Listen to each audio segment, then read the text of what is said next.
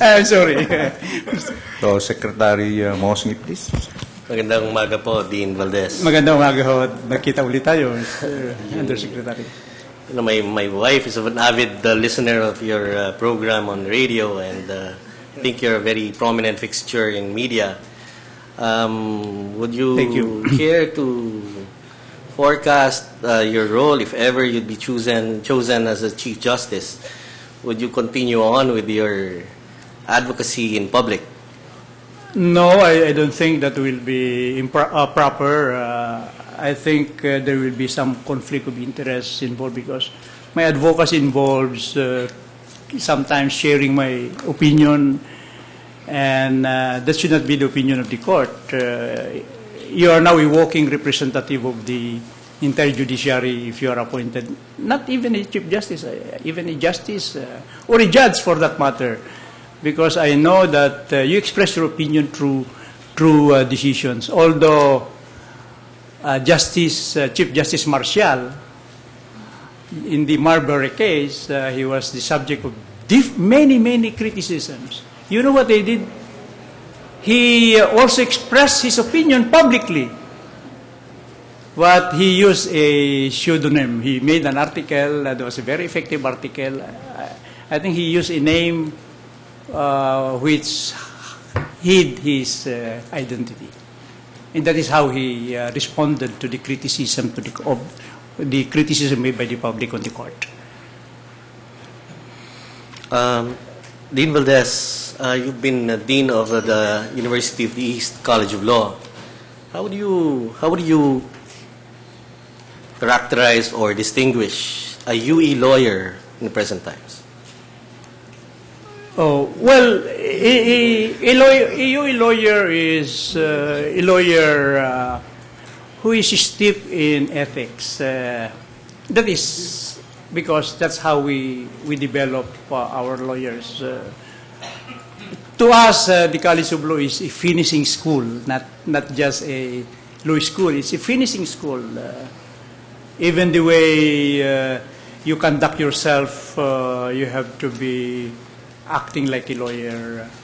In fact, the reason why I'm comfortable with the ethical standard of our lawyers, Your Honor, is that when one of our graduates was involved in an election controversy, and he donated a room with his name there as a recognition that he was the donor of that room, and then he was involved in this controversy. The following day, when I went to the office, the nameplate of that alumnus is already removed from the room. And there was no instruction from me. I did not want to do that because that is his expense. But the students, on their own, did that. That's how I think the value formation, which our college is trying to develop in our students, as well as hopefully when they are graduates, although after that we don't have any much control. But to control it indirectly, we came up with an award which said the Dean of the College of Law Honoral. That means that you conduct yourself as a lawyer with honor, and then next year you will be one of the 10 awardees of the Dean of the College of Law Honoral. That's how we try to reach out to our alumni. Salamat po, Dean.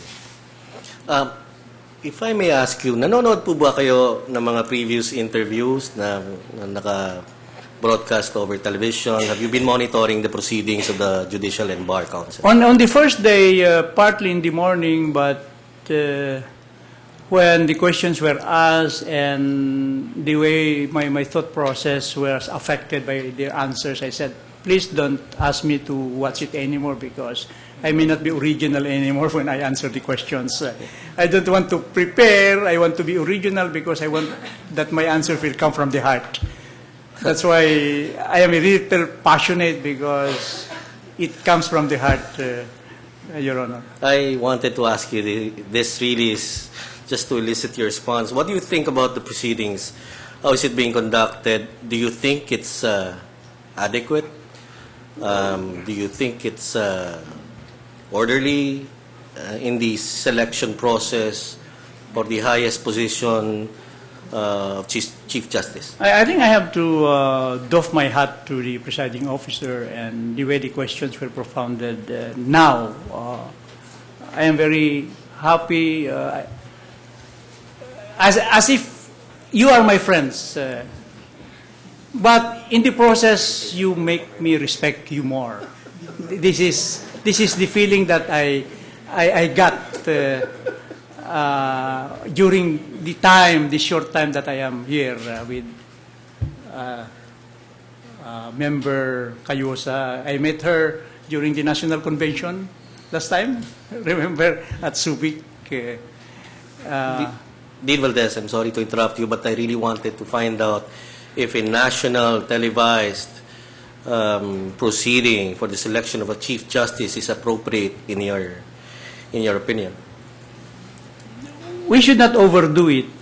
Perhaps whoever will be appointed as Chief Justice will be the Chief Justice for a while, and this spectacle may not be reiterated anymore. Suffice it to say that the public has a window to see how you do it. I think next time around, I don't mind these things, but next time around perhaps it might reach to the point that the public there will trivialize what we are doing. But to the point that we are doing now, I think I am very satisfied. But to make it as a practice, I have some reservations about this, Mr. Secretary. As a last follow-up to that, do you think it's an adequate measure or a way to gauge the competence, integrity, probity, and independence of each candidate for the position of Chief Justice, the proceedings that is being conducted right now? I don't think they should be debating on a rhetorical contest. I think it should be more. I think this should just be an opportunity for you to read in between, so that you can be able to have an informed decision. But there must be a totality of your evaluation. I believe that you will have some information about us, and in the last analysis, it's really your conscience deciding on the choice that you will make, Mr. Undersecretary. Mr. Vice Chairman. I think you're the Vice Chairman. No, I'm not. Okay. I'm Pro Hakwitse here. I'm Salim Pusa. Just moving on, sir. I was very intently listening to your views on the court fees. Just a very quick point.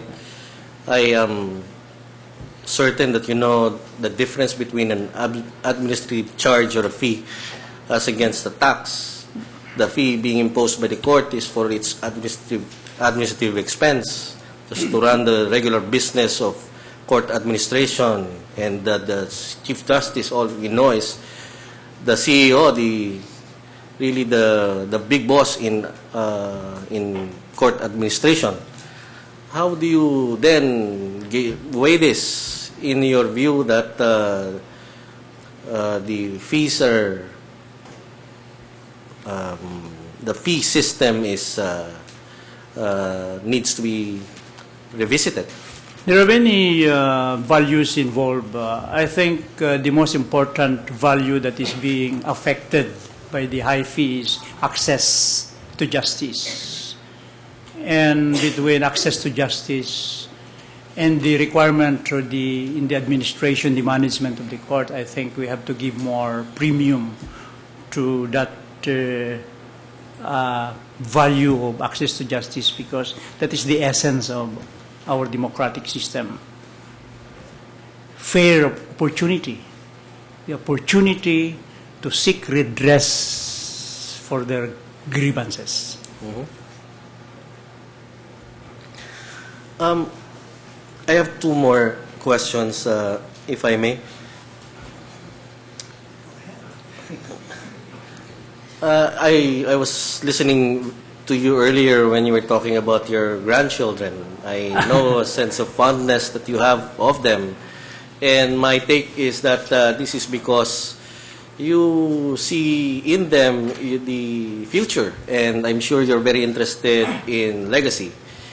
In that sense, as a lawyer and whether or not chosen as the Chief Justice, what do you think, what is your aspiration to be, your legacy in this country?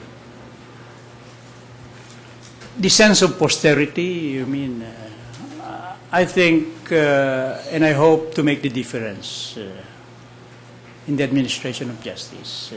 That's why the motto, "A New Order of the Ages," is very important to me because the different prescriptions that I submitted may be developing the new order of the ages. Perhaps it may help in the liberation of the people from poverty. We just hope that if we think outside the box, come up with some ideas, and perhaps for the first 20 years our focus would be economic development, and the Judicial Department will be helping in that idea of economic development through the rule of law. Because my motto, the vision in the triangle approach that I said is economic development and human enhancement through the rule of law. Then I could have made the difference. My last question is, the Constitution right now provides that bars foreigners from practicing law in the Philippines unless provided for by law. Do you think that it is now time to allow foreigners to practice law in this country by legislation? Well, as a dean of a law school, my inclination is not to allow foreigners to practice law. But as we expand our horizon and as we expand the economic umbrella that we have, perhaps on a reciprocity basis, we can do that. But you should be reciprocal with another country on equal basis. If you try to be reciprocal with a big country with all the resources that we have, in reality, that is not reciprocity. It will just be on paper. So I want a reciprocity that is not just based on paper, but on the reality on the ground. On that note, Mr. Chairman, I'm sure you have plenty questions to ask. I give it to the Chair. Maraming salamat po, Dean, and good luck po. Thank you. Alamatan ni Dean Valdez, ako nang susunod magtanong kaya binigyan ako ng magandang compliment. Thank you. Salamat po. Ito ang tanong ko, Dean Valdez, is humility a quality? It is Chief equality. Justice? It is equality. Is important. Humility is important. But modesty could be more appropriate because sometimes if you overdo the humility, it may show weakness. But humility is part of judicial temperament. And I think judicial temperament is one of the important qualities, aside from the qualifications provided for under the Constitution.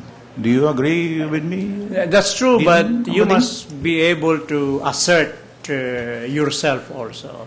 If you are a leader of the court, you must be able to assert yourself without being disrespectful to your colleagues. Yeah. So we agree on that. Yes, Your the Honor. humility is part of judicial temperament, and judicial temperament is a quality, one of the important qualities of a jurist, not only a Chief Justice. Okay. Now,